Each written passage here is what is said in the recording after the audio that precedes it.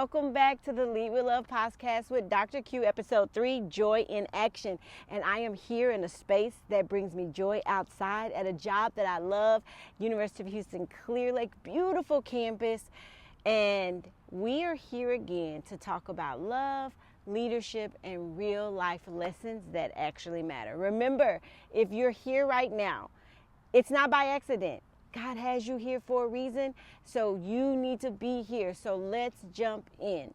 Okay, so last week we talked about why your joy matters as a leader, and we established that your internal state becomes your organizational's reality, that who you are is how you lead, based on Brené Brown. But I know some of you were listening to the episode and thought, okay, Dr. Q, I get it. Joy matters, but how? How do I actually cultivate joy when I'm drowning in deadlines, dealing with difficult people, and barely sleeping the life of a leader? But that's what today is going to be about. No theory, no fluff, just practical, actionable strategies that you can implement today to cultivate joy in yourself and create joyful environments to those that you lead. So my promise to you is this. By the end of this episode, you're going to have a personal joy practice that you can start immediately. And you'll understand the 3 powerful ways to create joy in your organization through what I call facilitation, incorporation, and motivation. FIM.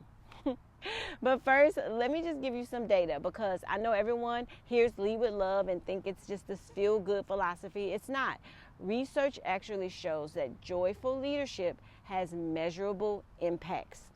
Organizations that are led by joyful leaders, they see higher employee engagement, lower turnover, and increased innovation. In education specifically, according to there's an article, Principal Characteristics Effects on Teacher Retention, a systematic review of school climate. This research shows that when principals maintain positive emotional states within themselves, that teacher retention improves by up to 25%. Another article in 2023 by Forbes was a study found that joyful leadership actually creates this contagious positivity, and that teams with happy leaders report 31% higher productivity and 37% higher sales. The science, y'all, is clear that your joy isn't just for you. It's good for everybody that you lead. I know my kids love it when I'm in a good mood. But these strategies, they come straight from my book, Lead with Love, 8 Heart-Centered Strategies for Exceptional Leadership. Go get your copy today on Amazon. And y'all, they work. Whether you're leading a school, whether you're leading a company, whether you're leading a team, or just in your own family. So, I want to know, what is your personal joy practice? I mean, you are not able to give anybody anything that you don't have. You can't create joyful environments if you're operating from this space of emptiness, if your tank is empty. So we start with you. And in Lead with Love, I outline a simple but very powerful meditation practice to connect with your inner joy. And it takes less than 10 minutes. And here's how I do it. First, you got to stop. Get into a space where you can clear your thoughts. Turn off your phone. Get off IG. Close your door. Quiet your mind and body. And that results in a quiet soul. Breathe. Take some deep breaths. This is science. Deep breathing, it reduces your stress. It calms your mind. It lowers your blood pressure. It improves oxygen supply. And it enhances your mental clarity. Breathing can save your life. Look at God. Y'all, look at this. Get outside, smell the roses, feel some leaves, connect with nature. If you can't be outside, just kind of get into a space and speak some truth and command what it is that you need for joy. In A Course in Miracles, one of my favorite books, it says that you are joy, you are love, you are peace. Next, be intentional. Y'all, choose the spaces to be in that make you laugh and that make you feel joy. The people that you want to be around, certain movies that make you laugh, and activities. Like, this is a daily choice. Smile. Studies show smiling leads to better health and helps you stay positive. Research says that it offers you longer life. stress relief, low blood pressure, mood elevation. It boosts your immune system. It reduces pain. Think about the things that bring you joy and smile. Your body will love it. And finally, feel the energy, y'all. Joy is energy that you can feel. And when you center yourself on goodness and essence, the essence of life and love, energy flows through you, triggering endorphins that bring you deep pleasure. This practice is foundational. I need you to make it a non-negotiable.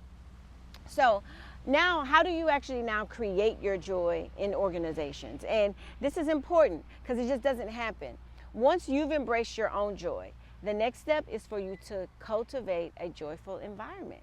And joy in the workplace doesn't just happen by chance. You can't just be like, I hope everyone's happy. No, it requires intentional effort on the leader's part.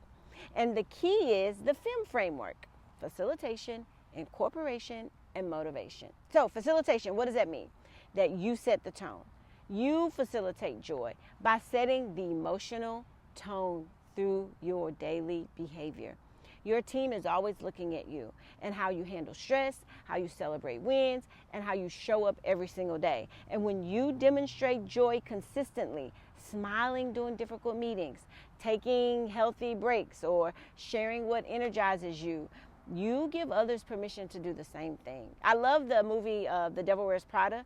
Like, she just showed up looking amazing every day, and her employees unconsciously kind of just followed their leader's unspoken dress. It was who she was. And your team mirrors your emotional state. They mirror everything that you do. So what are some action steps for you? Demonstrate some healthy responses to stress. Pause, breathe, reframe, let them see that. Share one thing that brought you joy in a team meeting. As you open up, they will too. Show genuine enthusiasm for your work and your team's contributions. That's how you can facilitate. Next is incorporation. Building joy into your systems. If there's no system for it, it doesn't happen. You incorporate structured opportunities for joy within your work processes. Rather than leaving happiness to chance, you can intentionally kind of build these experiences that bring lightness. This requires like you understanding and knowing what your team likes, and then weaving those elements into your systems. What brings them joy? One example, when I was a principal, like we would start our meetings off with wins and celebrations, and then every other person got an opportunity to do that. And it only took 5 minutes, but it transformed the energy. Another thing, my staff loved music. So we would play music in the mornings, and that would just completely shift the atmosphere and bring joy. And there's nothing that I had to do. So what are some action steps that you can take? One is survey your team and know what they like, know what energizes them, and then build those practices into your systems. Start your meetings off with some personal wins or gratitude or highlights. I like to call them waterfalls. And then create rituals around like achievements and design spaces where people can actually express what matters to them. And the last one, motivation. Your words carry weight, leader. You motivate people through your words that acknowledge them, affirm them, and energize them. Your verbal communication makes a difference and carries a tremendous weight. And when you are consistently recognizing effort, expressing gratitude, and encouraging growth, you motivate people to maintain joy. And this creates a ripple effect. I learned this from one of the best leaders that I'd ever worked with. I was a teacher, and she never let anyone leave her office without specific acknowledgement. Not like good job, because that doesn't mean anything. But she said the way that you handled that parent concern, it showed such wisdom, and that's the leadership that we need on this campus. I was like, thank you. It made me smile. So here's some action steps for you. Give some specific, genuine compliments to your people. Express gratitude for major achievements and daily efforts.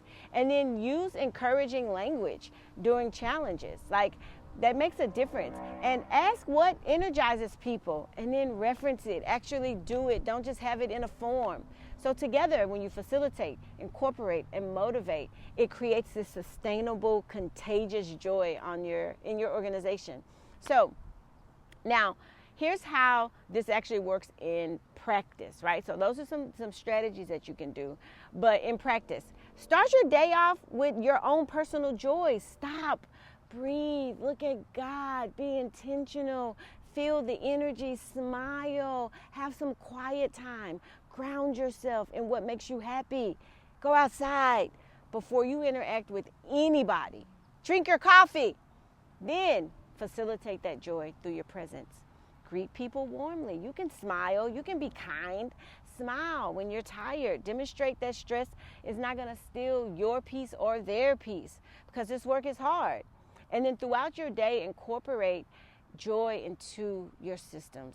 A gratitude board, a Slack channel for wins and acknowledgments, meetings that end with what brought you joy this week. And then in your interactions, be sure to always motivate through your words. Catch people doing things right and let them know. Specifically, express gratitude for who they are genuinely and specifically, and then encourage their growth instead of just pointing out gaps all the time. Now, this isn't complicated. It's just consistent, and consistency creates amazing culture. So, but really quick, you know what? I want to discuss joy in this age of AI and leadership. AI is changing everything about how we do work, and that makes your joy as a leader more critical than you can ever imagine. Because listen, AI can analyze data, it can write reports, it can write emails, it can optimize your schedules, but here's what it can't do. It can never be able to make someone feel valued. It doesn't create the kind of energy that makes people excited to show up to work. Or it can inspire someone who may be struggling to keep going. As AI kind of takes over more tasks of humans, the human part of our leadership becomes irreplaceable. It's an irreplaceable value. Your joy, your presence, your ability to see people and make them feel like they matter. We need you, leader. And this isn't a threat. It's just an opportunity. In a world where the machines are going to take over, we as leaders get to focus on what machines cannot and will not be able to do. To deeply, authentically be human with another human. So this week, I want you to do two things. Get your pen and paper. First, I want you to practice the personal joy meditation at least 3 times. I want you to stop and breathe. Look at God. Be intentional in some way. Smile. Feel the energy of happiness. And I want you to notice what happens. Notice the shift. Second, I want you to choose at least one FEM strategy. Maybe you'll facilitate joy by sharing what energizes you. Maybe you can incorporate joy by starting a wins ritual. Or maybe you can just motivate joy by giving some specific targeted compliments to people. Pick one and do it, but do it consistently. And I want you to watch what happens. Because y'all listen, joy, it's contagious. And when you cultivate it in yourself and you create space for it in your organization, it multiplies. And that multiplication transforms everything. Next week, we're going to tackle the hard part. In episode 4, it's going to be when joy is absent. How do we recognize when you or your organization has lost joy? And how do you restore it back? I love the J in Just Care. It's probably my favorite strategy. So thank you all for joining me on this Lead with Love podcast. If today's message spoke to you, I want you to share it with someone who needs practical strategies for creating more joy in their leadership. And that should be everybody. So share it with everybody. Don't forget to subscribe so that you do not miss next week's episode on my YouTube channel, Quinice.